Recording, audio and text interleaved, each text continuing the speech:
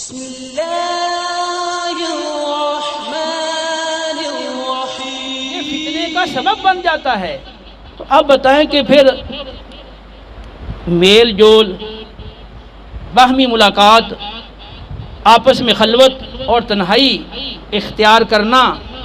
اس کی بلا کسی طرح سے اجازت ہو سکتی ہے؟ صحیح بخاری اور صحیح مسلم کی حدیث ہے، نبی کریم صلی اللہ تعالی علیہ وسلم نے ارشاد فرمایا کہ عورت جو اللہ اور اس کے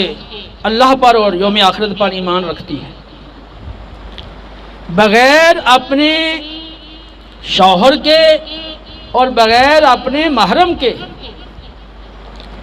سفر نہ کرے. بعض روایتوں میں 1 دن کا سفر ہے، بعض میں 2 دن کا سفر ہے، بعض میں 3 دن کے سفر کا ذکر ہے. عورت کے لیے بغیر شوہر اور بغیر اپنے محرم کے سفر کرنے کی اجازت نہیں. ہاں عمرے کا سفر ہو، ہاں حج کا سفر ہو، یا کوئی اور سفر ہو، دینی معاملے میں یا دنیاوی معاملے میں عورت کو سفر کرنے کی حاجت ہے تو محرم کے ساتھ سفر کرے گی یا شوہر کے ساتھ سفر کرے گی. بغیر شوہر یا بغیر محرم کے عورت کو سفر کرنے کی اجازت نہیں. اور ترمذی شریف کی حدیث پاک ہے، نبی کریم صلی اللہ تعالی علیہ وسلم نے ارشاد فرمایا کہ جن عورتوں کے شوہر غائب ہیں ان عورتوں کے پاس مت جایا کرو، کیونکہ شیطان انسان کے خون میں اس طرح گردش کرتا ہے جس طرح خون گردش کر رہا ہے. خون کی طرح وہ گردش کرتا ہے انسان کے اندر، یعنی ہر وقت انسان کے ساتھ چمٹا ہوا ہے، کسی وقت بھی انسان کو بہکا سکتا ہے، پھسلا سکتا ہے اور بہت بڑے گناہ میں مبتلا کر سکتا ہے. اس لیے جن کے شوہر غائب ہیں ان کے پاس جانے کی نبی کریم علیہ السلام نے سختی سے ممانعت فرمائی. صحیح مسلم کی روایت ہے، نبی کریم صلی اللہ تعالی علیہ وسلم نے فرمایا کہ کوئی شخص بیوہ عورت کے پاس رات نہ گزارے. ہاں اگر وہ اس سے نکاح کرنے والا ہے یا اس کا محرم ہے تو وہ مستثنا ہے، اسے اجازت ہے، اور ان کے علاوہ کسی اور کو بیوہ عورت کے پاس رات گزارنے کی اجازت نہیں. اور ترمذی شریف کی حدیث پاک ہے، جہاں ایک مرد اور ایک عورت ہو، اجنبی عورت ہو، وہاں تیسرا شیطان ہوتا ہے. یعنی جب مرد اور عورت تنہائی میں خلوت میں ہوتے ہیں تو پھر تیسرا شیطان ہوتا ہے، وہ دونوں کو اکساتا ہے برائی پر، دونوں کو تحریک دیتا ہے، جنسی تحریک دے کر دونوں کو برائی میں گناہ میں مبتلا کرنے کی کوشش کرتا ہے. اس لیے شریعت مطہرہ نہ دیکھنے کی اجازت دیتی ہے اور نہ ہی تنہائی اور خلوت اختیار کرنے کی اجازت دیتی ہے. صحیح بخاری کی روایت ہے، نبی کریم صلی اللہ علیہ وسلم نے فرمایا آنکھ کا زنا دیکھنا ہے، زبان کا زنا بولنا ہے، کان کا زنا سننا ہے، ہاتھ کا زنا پکڑنا ہے، پاؤں کا زنا چلنا ہے، اور دل کا زنا یہ سوچنا اور غور و فکر کرنا ہے. پھر انسان کی شرمگاہ اعضاء کی ان خواہش کی کبھی تکمیل کر دیتی ہے اور کبھی رد کر دیتی ہے. اب دیکھیں کہ یہ جو بخاری کی حدیث ہے اس پہ آپ غور کریں. واللہ یعلم خائنۃ الاعین وما تخفی الصدور. اللہ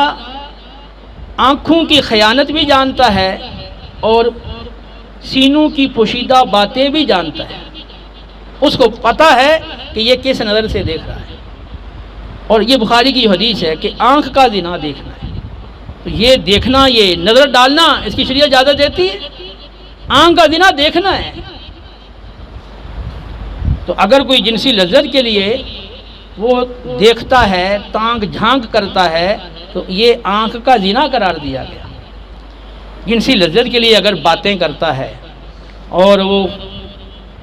بالمشافہ گفتگو کرتا ہے یا فون پہ بات چیت کرتا ہے،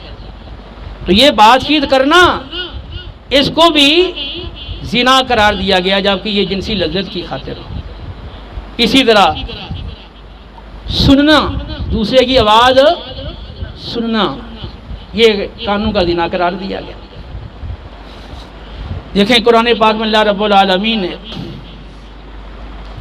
امہات المومنین کو اور ان کے واسطے سے تمام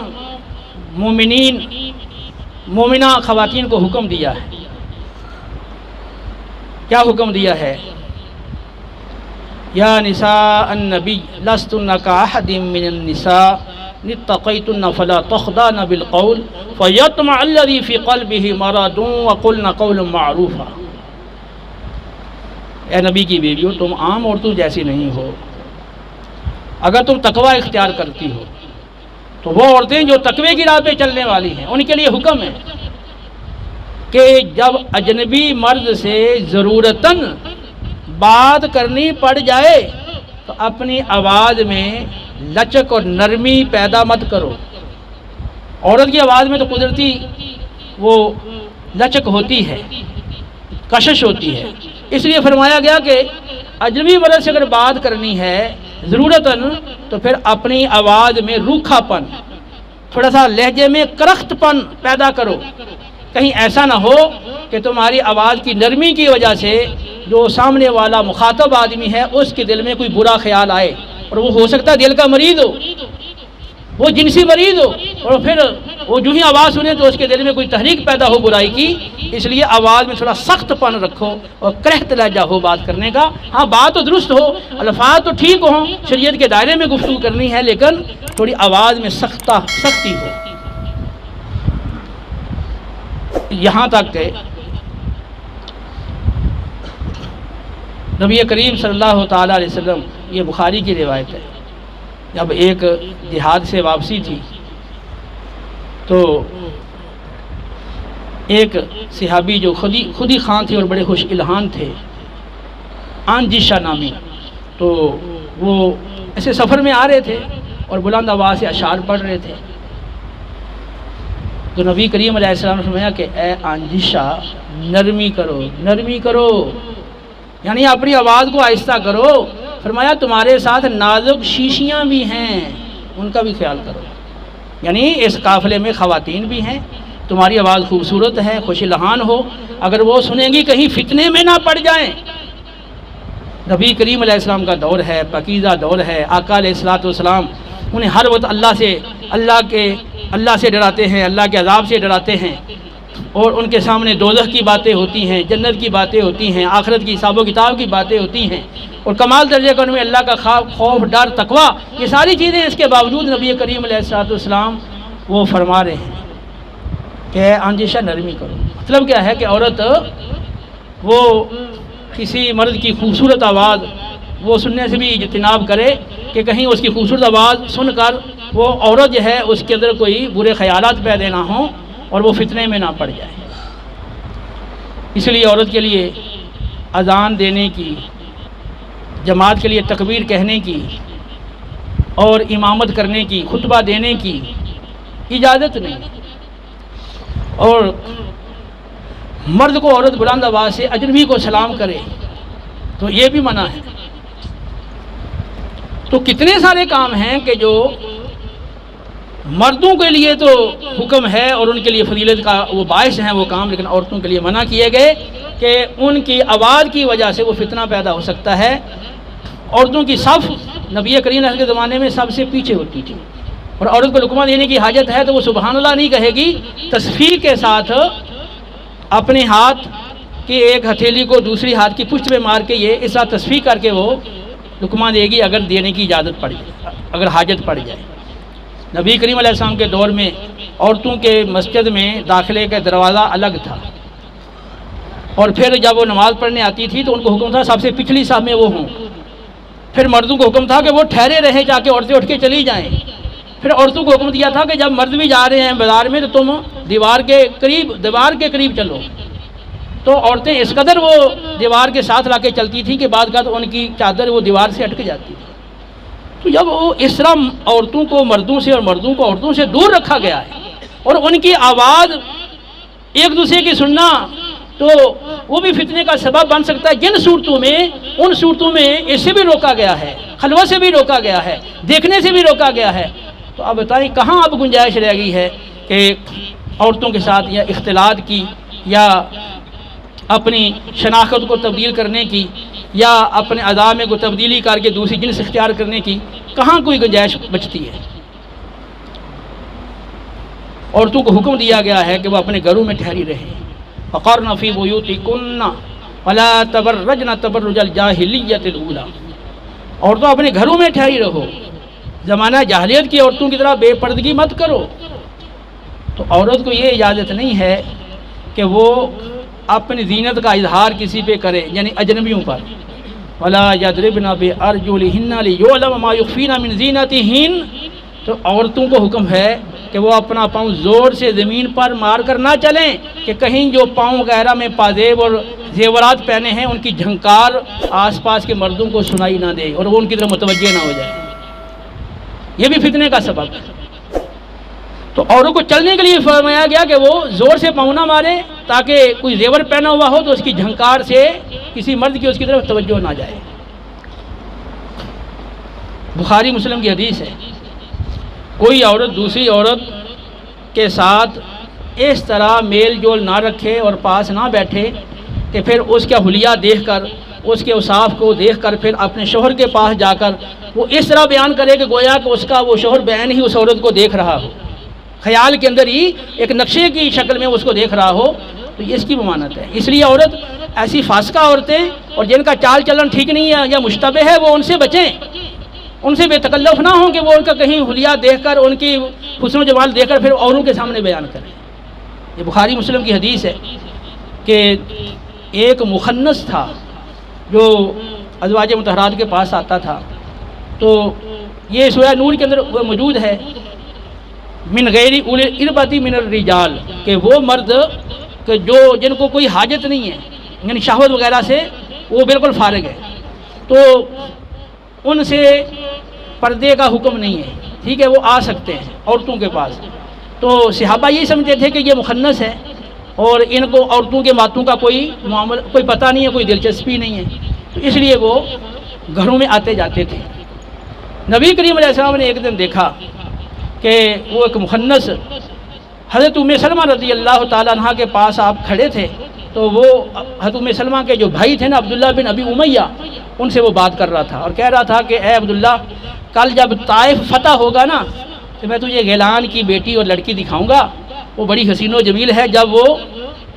چلتی ہے اور چل کر آتی ہے تو اس کے سامنے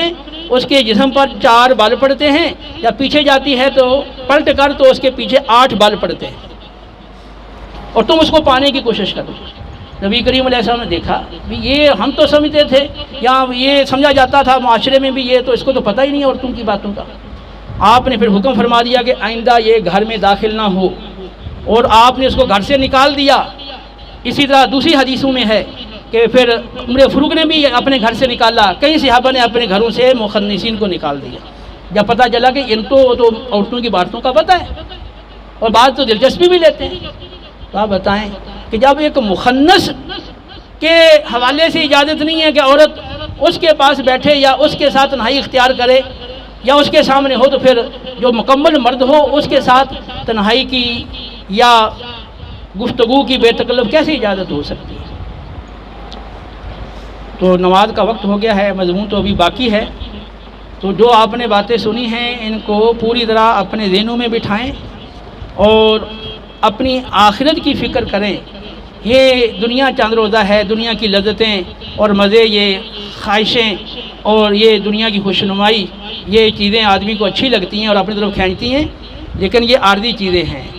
پھر بہت جلد جب رب کی بارگاہ میں حاضری ہوگی تو پھر فَمَن يَعْمَلْ مِثْقَالَ ذَرَّةٍ خَيْرًا يَرَهُ وَمَن يَعْمَلْ مِثْقَالَ ذَرَّةٍ شَرًّا يَرَهُ. جس نے ذرہ برابر بھی نیک عمل کیا ہوگا اس کا صلہ وہ پائے گا رب کی بارگاہ سے, ذرہ برابر بھی برائی کی ہوگی تو وہ اس کا انجام بھی دیکھ لے گا. پھر وہ جو وقت آئے گا پھر انسان کو بڑی حسرت ہوگی کہ میں اس برائی سے بچ جاتا, یہ برے کام سے بچ جاتا, پھر بہت حسرت کرے گا, لیکن پھر اس وقت کوئی اس کی پیش نہیں جائے گی. تو اس لیے اللہ کے حضور حاضری کو پیش نظر رکھو، موت پتہ نہیں کب آ جائے اس کو پیش نظر رکھو،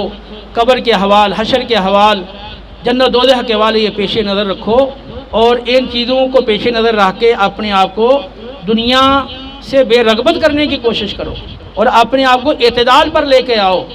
تاکہ یہ دنیا کی محبت اور دنیا کی یہ لذتیں، نفسانی خواہشات تمہیں کہیں سیدھے راستے سے نہ ہٹا دیں، اللہ کے رضا والے راستے سے ہٹا کر ناراضگی والے راستے پر نہ ڈال دیں، جنت والے راستے سے ہٹا کر کہیں دوزخ والے راستے پہ نہ ڈال دیں، کہیں ایمان سے کفر کی طرف نہ لے جائیں، کیونکہ حدیث میں موجود ہے نا، بخاری کی حدیث ہے، نبی کریم علیہ السلام نے فرمایا